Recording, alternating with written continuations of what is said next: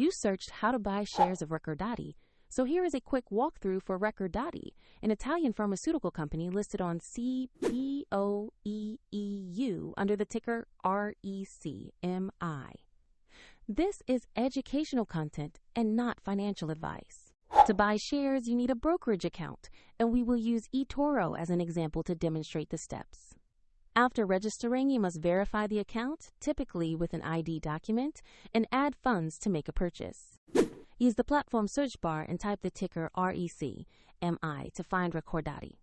Make sure you select the CBOE EU listing to reach the correct stock. Open the Recordati asset page to review basic company information and the price chart. Confirm the company name and the REC.MI ticker to ensure it is the correct listing. To place an order, choose Invest or Buy. Enter the amount you want to allocate. Then review fees and order details before confirming.